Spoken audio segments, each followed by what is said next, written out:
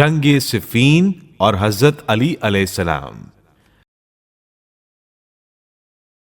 شام کا گورنر معاویہ ابن ابو سفیان ہمیشہ سے حضرت علی علیہ السلام کے خلاف تھا۔ آپ علیہ السلام کا خلیفہ ہونا اسے ایک دن بھی پسند نہیں آیا۔ حضرت عثمان کے بعد وہ خلیفہ بننے کا خواب دیکھ رہا تھا۔ حضرت علی علیہ السلام کا عنان حکومت ہاتھ میں لینا تھا کہ اس نے خود کو آزاد اور خود مختار بادشاہ بنا لیا، اور اس امر کا خواہش مند ہوا کہ کسی طرح حضرت علی علیہ السلام پر غالب آ کر تمام اسلامی سلطنت کا خود ہی مالک بن بیٹھے۔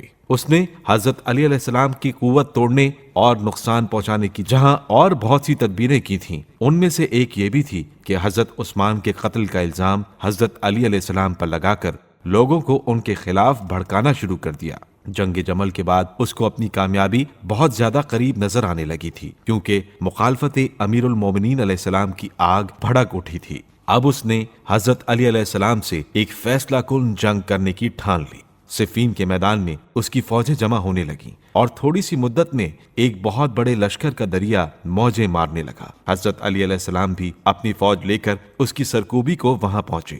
معاویہ نے دریائے فرات کے کنارے پہلے ہی سے اپنا لشکر جما دیا تھا اور یہ تاکید کر دی تھی کہ حضرت علی علیہ السلام کی فوج کو ایک قطرہ پانی کا نہ دیا جائے۔ امیر المومنین علیہ السلام نے پہلے تو اسے بہت سمجھایا، لیکن جب اس پر کوئی اثر نہیں ہوا تو آپ علیہ السلام نے یہ پیغام بھیجا کہ پانی کے گھاٹ سے فوج ہٹا لے۔ اس نے جواب دیا، یہ ہرگز نہیں ہوگا۔ جس طرح خلیفہ عثمان تڑپ تڑپ کر پیاسے مرے، اسی طرح آپ کا سارا لشکر یہاں پیاس سے دم توڑتا نظر آئے گا۔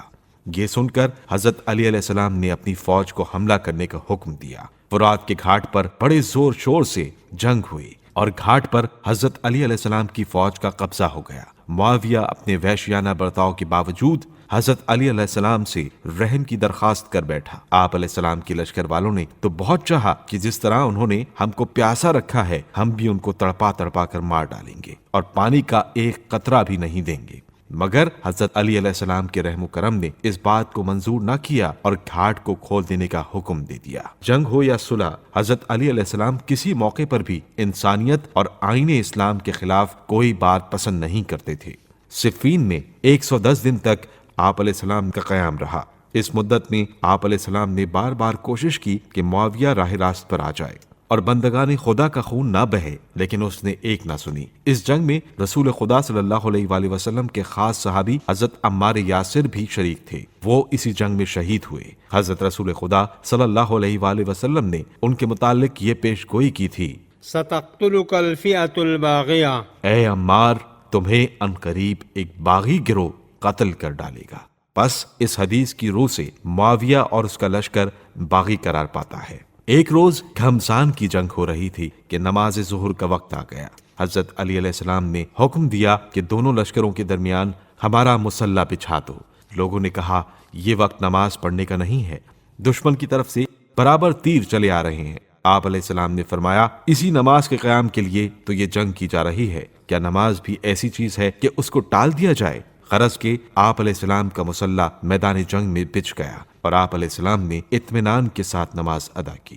ہمیں حضرت علی علیہ السلام کے اس عمل سے سبق حاصل کرنا چاہیے اور پانچوں وقت کی نماز کو بڑے شوق سے پڑھنا چاہیے، اور چاہے کیسی ہی مصیبت میں گرفتار ہوں اس کا ترک کرنا پسند نہ کریں، کیونکہ نماز کا ترک کرنا بڑا گناہ ہے۔ اگرچہ معاویہ کی فوج بہت زیادہ تھی، لیکن حضرت علی علیہ السلام کی فوج کے مقابل اس کو کامیابی نہیں مل سکی۔ معاویہ کا مشیر خاص عمرو ابن عاص، جو انتہا درجے کا چالاک اور تیز آدمی تھا، بہت سی چالیں چل رہا تھا، مگر ایک بھی کارگر نہیں ہوتی تھی، اور شام کی فوج روز بروز گھٹتی چلی جا رہی تھی۔